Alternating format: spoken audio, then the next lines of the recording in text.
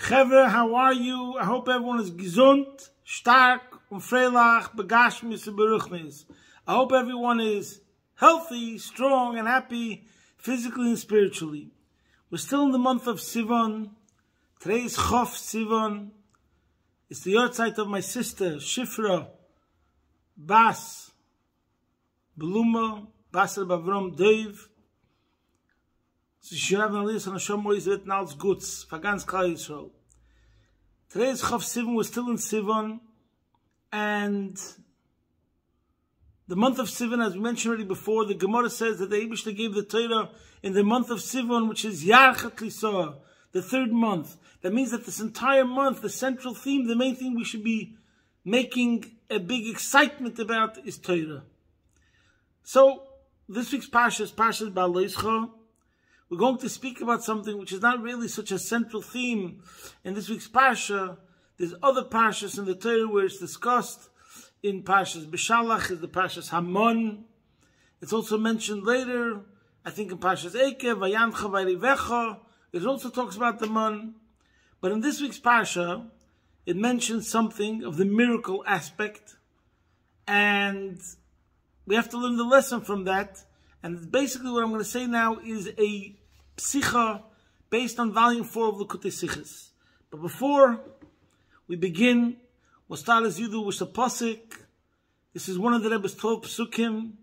It's also a prayer that we should see it in our lives and do what we have to do on our part to make it a reality. And that pasuk is Ki korei velecho hadovar me'oid beficho b'vavcho lasoisoi, which according to one interpretation is referring to Torah and mitzvahs, and that it's very near to the person.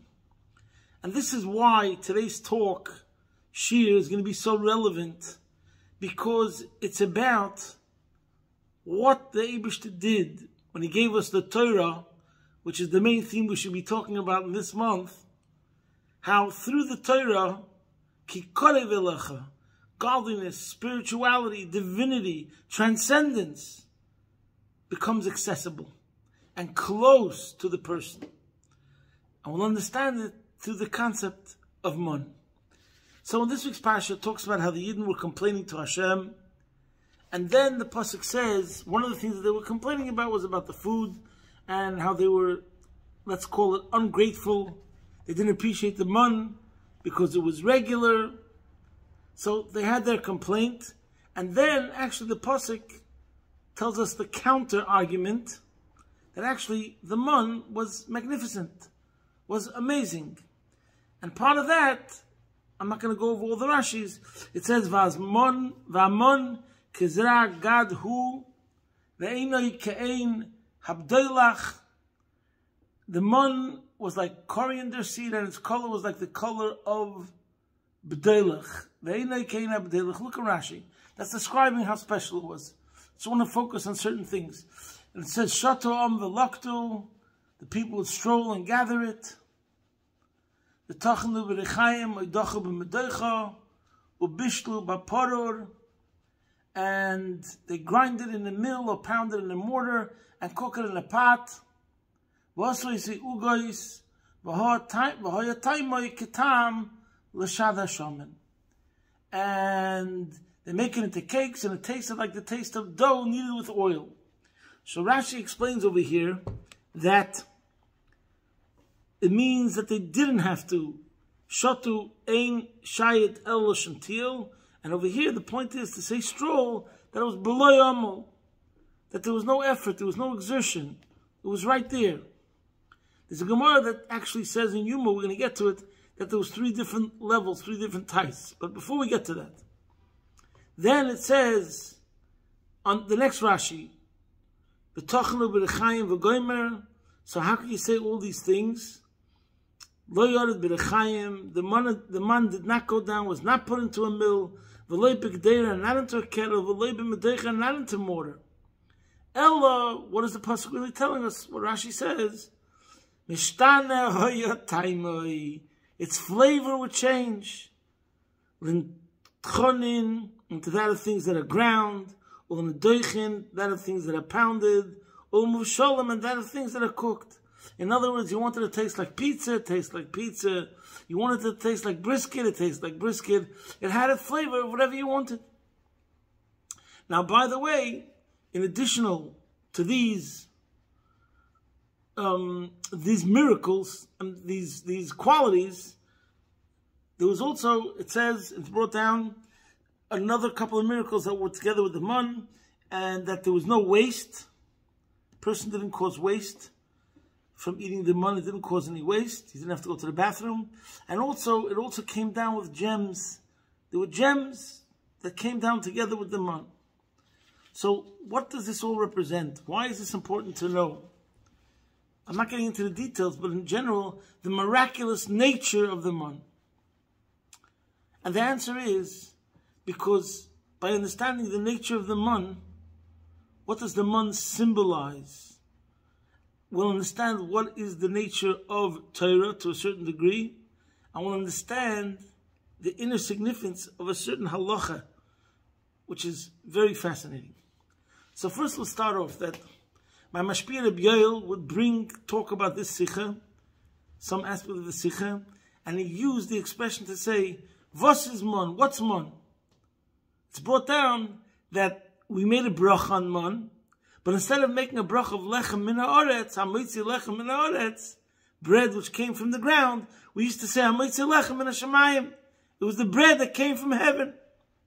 So the Rebbe explains, what does it mean when we say that it was bread that came from heaven? That it's like regular bread, except there's one bread which came from the ground, from the earth, and there's another bread that came from the heaven. Or, hamitzi lechem min hashamayim means it's heavenly bread. Sahimul dikebreid. And as Rabbi would say, salamayla min hamakom dikadach, but gefintach hamakom. This is something which is transcendental, higher than space, that finds itself in space. That's what the man was. So in other words, the man represents something that on the one hand goes down to mata, to the ultimate, to the utmost. Because when we think of things that have to be measured and proportionate to the person, like for example, we say there's 3 needs to man: mozen, levush, and bayis. We have a home, you need shelter, you need clothes, and you need food. And we say that a home could have many people, surround many people of many sizes. Then we have garments, which is called also something which surrounds. A home is called a makif harochik. Levush is called a makif hakorev. It's something which surrounds, but it still has to be measured. A small person wears small clothes, and a bigger person wears bigger clothes. But then we have mozain. What's the story with food? Food has to become nasa damu basa k'psarei. You can't live off food until you take it inside of you, eat it, chew it, swallow it, and it turns into your bloodstream. So here we're talking about something called food. We bring it inside. We have to digest it. We have to absorb it. And yet, it remains something not absorbed, i.e., it lowered itself down to the lowest level of something that has to become proportionate and particular according to man. It's food. It's going to have to unite with his body more than clothes and more than shelter, more than other physical things. So in a way it becomes the most physical. It comes down mata. And nevertheless, it remained heavenly. It remained transcendental. It remained without limits. Unbelievable. And this tells us what man is, and this explains an unbelievable, interesting halacha. It's brought down in Sefer Ha'itim, in the name of the Rasag, that when a person finds himself Shabbos in a place where he doesn't know, like in a community which doesn't know which parsha we learned that week, or you forgot which parsha you meant to learn that week, you should read Parshas Haman from Beshalach. And what's the reason? It says, because Parshas Haman never b'Shabbos. Because Parshas Haman was said b'Shabbos. But the obvious question is, first of all, there were other Parshas that were said in Shabbos, number one.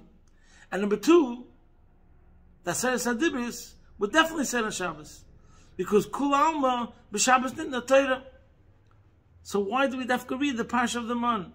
And the answer is, because the Mon and Shabbos are exactly the same concept. I think we've spoken about this many times. What's Shabbos? Shabbos is holiness in time. So we have 6 days in the week. That's the regular part of the cycle. Then we have Shabbos. What's Shabbos?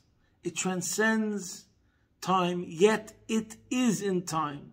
What happens in Shabbos according to Chassidus and Kabbalah? That Shabbos is Aliyas HaIlmus. Not that there are no more worlds. Not that we leave the physical reality. In the physical reality, the world is in a state that it became absorbed in a spiritual realm, as it is a world. So it's a bit of a different direction than Mon, but it's the same idea. Mon represents how the transcendental, the infinity, the infinite, comes down into finite, but retains elements of infinity. So to over here, the finite rises, yearns and longs and becomes absorbed in that which is higher than it. The mundane becomes enveloped into spirituality, but it still remains physical. We're still here on planet Earth. So therefore it's the same concept.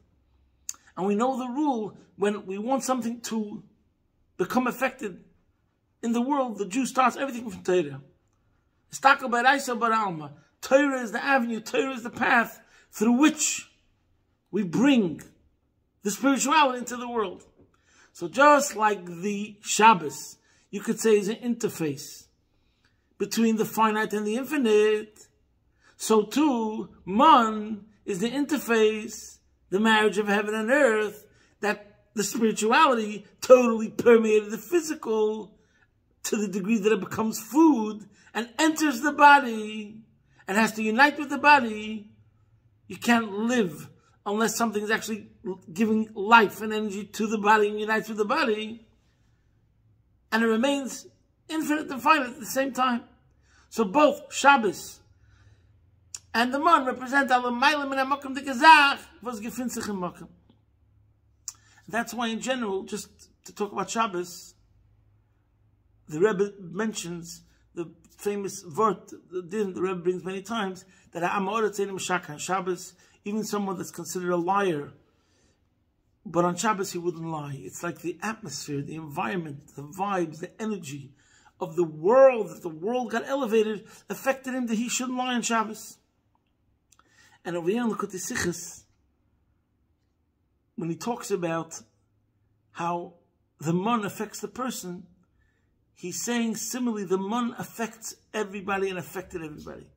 And I'll soon tell you the Lashon that the Rebbe writes, very interesting. But first, here the Pasuk says that they didn't have to stroll. But there's a Gemara in Yuma, the Rebbe starts the Sikha with this idea, that there's a Gemara in Yuma which says there was one case where, it's a stira, the Gemara asks a question, contradiction, that there's one Pasuk that says that the Mon landed by their homes. There's another Pasuk that said they had to walk out a bit to gather it. And then there was another, by Rishayim, actually it says Shatu, that they had to go a bit further. It wasn't just very close. Okay. And there's another 3 words concerning the Mon, where it says in one Pasuk, Lechem, bread, Ugois, and V'tochnu. Each one of these words, one means that it was a ready-made food. They could just immediately just pick it up and digest it, eat it. And the other words bring out that you still have to do something. So concerning these 2 contradictions of, A, was the Mon right there in front of you, right at your doorstep, or whether you could eat it immediately, the Gemara says because there were tzaddikim, beinanim, rishoyim. There were 3 categories, 3 ranks. There were tzaddikim and there were beinanim, intermediate levels. We'll call it average. And then there were the rishoyim, the wicked. And the Gemara says, based upon what level you were at, that's how the Mon was delivered to you. To the one that was right by the door, that's the tzaddik. To the one that's a Rasha, he had to walk a bit. Same thing's the other way. To the one that's a tzaddik, it was immediate food you could eat directly. To the one who was a Rasha, you had to grind it. So the Rebbe infers from this and learns from this. Nevertheless, even though we're saying that there were different categories, but we also know the rule, the famous Maimer Azal, the Torah was not given, in other words, only to a people that ate the man. Meaning to say, even if you're at a level of a Rasha today, but the man still had an effect on you. It was a tonic. It was a positive supplement. It was a health nutrient to every single person, a spiritual health nutrient to every single person. To each one at that level, how much effect it had. It's like saying oxygen. It's like saying oxygen or blood. Is it a positive thing? Of course. Oxygen is giving oxygen to everyone and helping them and enhancing their life. Blood, blood is a good thing. Usually, I'm saying healthy blood is helping everybody. So the same thing is with man, since man is the interface. It's a tool and an instrument that Hashem is giving every single one of us.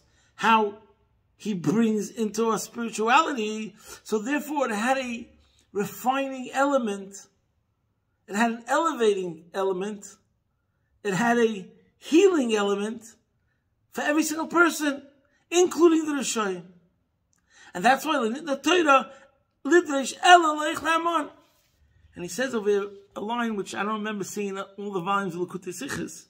He's talking about the person who's eating the man, even the Rasha, and he says, aber gewiss hat seindig an inyan shekulei tov, but since the man was something which is totally good, pure goodness, the man, epis an egber getan. He used that expression, epis an egber getan, means it caused the person inside to have some sense of dissatisfaction in a good way, some sense of unrest. It was like inside of you. Once the man was inside of you, it caused you to move in the right direction. It would cause you to change. On Sof Kol Sof, ultimately will bring the person to become good. So that expression, the man that epis uftan, it will somehow accomplish egber getan. It's going to make an egber. That means some change will happen as soon as you give a person the man, because of its transcendental qualities and infinite qualities that it retains even as it comes down into the world. And let's just talk about Shabbos, because Shabbos is so important to us. And I think we've spoken about this before. I think in today's day and age, in the year 2023, with this whole obsession with devices and the noise of the world, people of all walks of life and all sorts of people, I mean mankind, and whatever country, are realizing the awesomeness, the beauty of what the idea of Shabbos is, how we go away from our devices. And I'm so nispoil. I get excited about the Shabbos when I think about that the whole idea of Shabbos was something that is in the world from before Matan Torah, from before creation. It was already set up that there'll be a concept of Shabbos. Shabbos gives us the opportunity that without us even doing anything, the world, it's like Hashem presses a button every Erev Shabbos, we get a spiritual upgrade. It's so unbelievable. It's so amazing. And the Rebbe in the Sikha also brings another example about Oynik Shabbos. In this Sikha, in Chilek Daled, he mentions that during the week, we say a person has to be very, very careful. Because Avodas HaBirurim, there's a famous Lashon from the Zohar, Nama apum charba lechol. When you're eating bread, you have to eat it like you're eating from a sword, or like a double-edged sword. Why? Because you have to have in mind to have the right intentions, that there are sparks over here, and I'm eating it to be healthy. And why am I eating it to be healthy? To serve Hashem.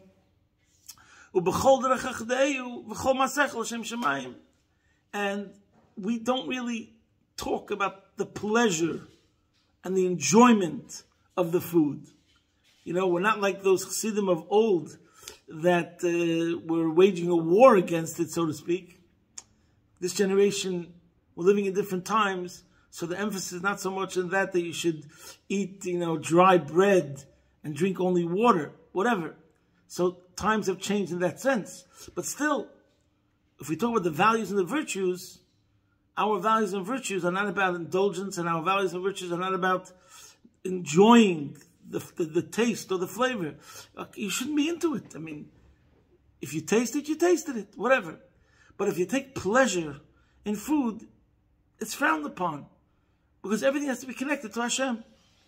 But on Shabbos, we say, no, mitzvah. The pleasure that we have on Shabbos is sanctified. Of course, you have to have in mind, l'kavod Shabbos. You're a Yid, and it's Shabbos. But the point is, it's that like existence itself, reality itself has changed. The whole state of the world is heightened to a spiritual existence, that the pleasure, the gishmak, oinik Shabbos, becomes a mitzvah. There's nothing wrong with it.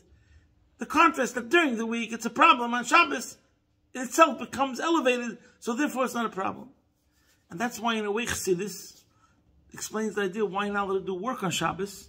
And the reason is because you're standing in front of the king himself.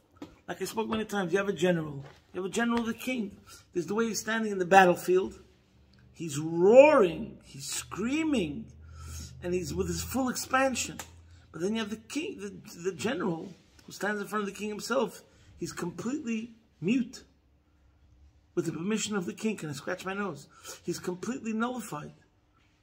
Shavisi vidamamti, he's silent. Why? Because now he's standing in the presence of the king.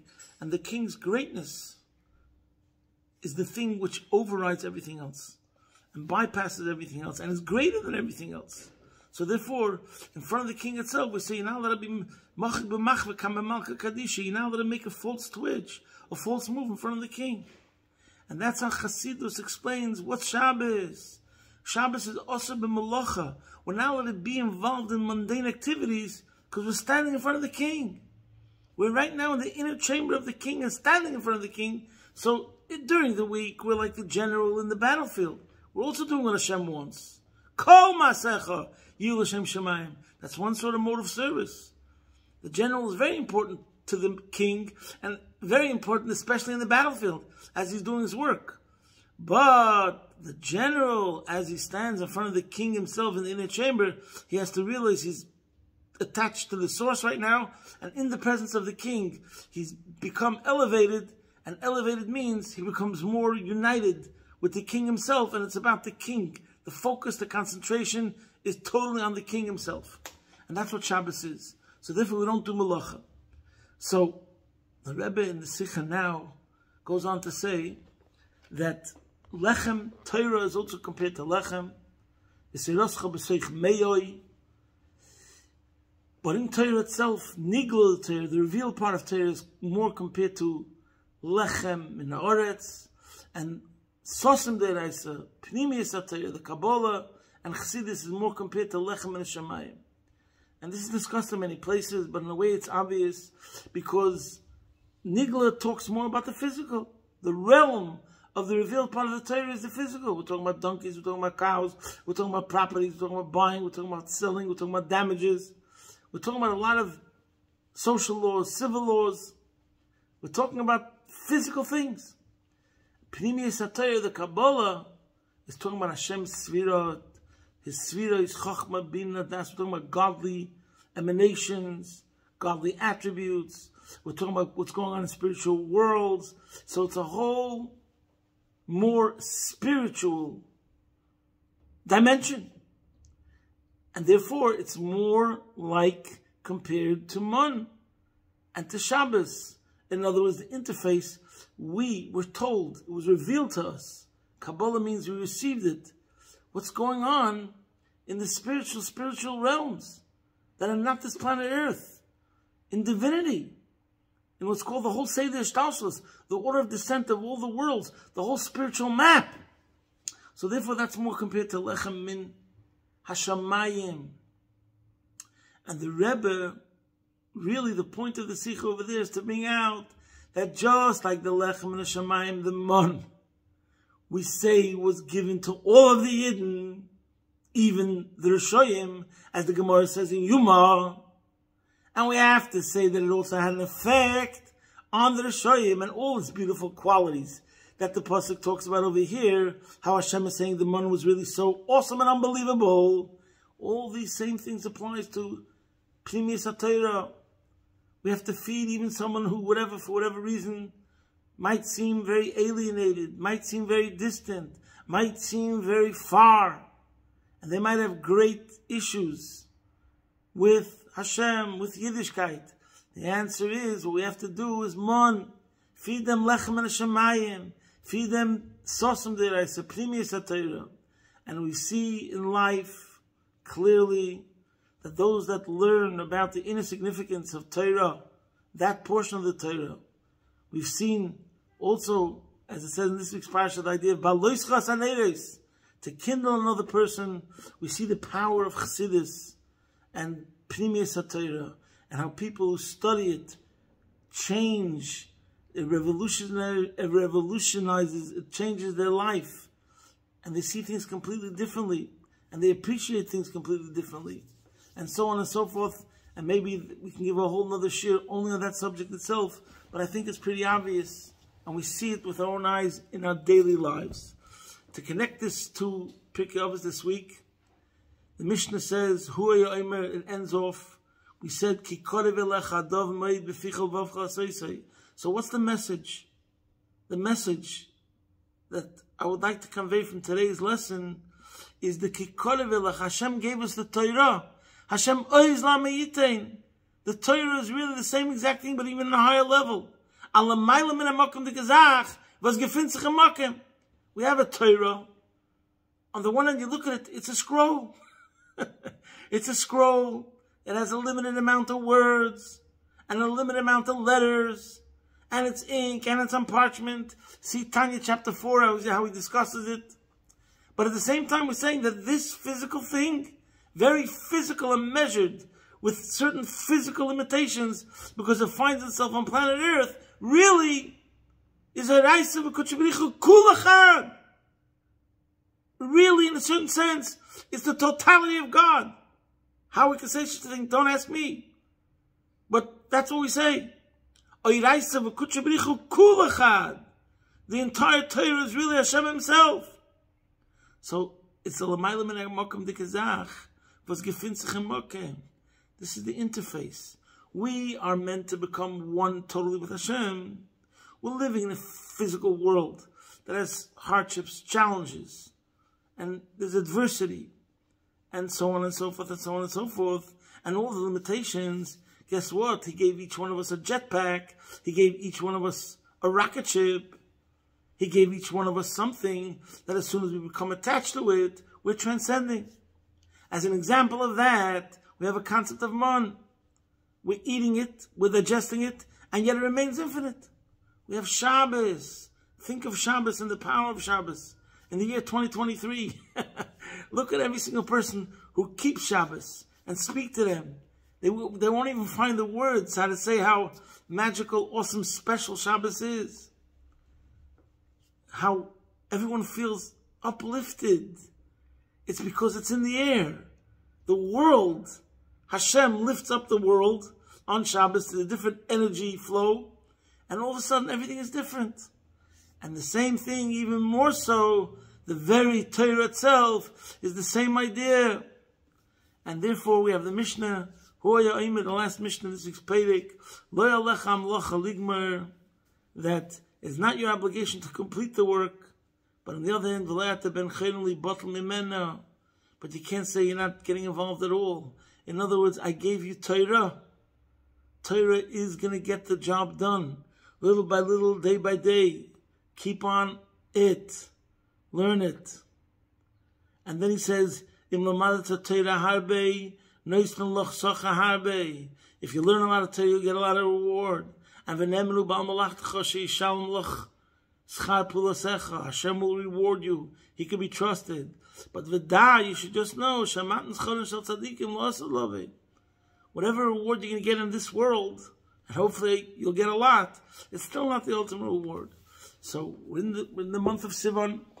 We're still getting excited about Torah, and the Eibusha should help that the more and more we will digest, swallow, inject ourselves with, and become one with Hashem through the Torah, and the Eibusha will also do his part, and it will bring us now the Torah Chadasha Mi'iti Teitzei Begula Mitzvah Shlema Teikev Miyad Mamish. Posting from my home, your man in Melbourne. Good Shabbos.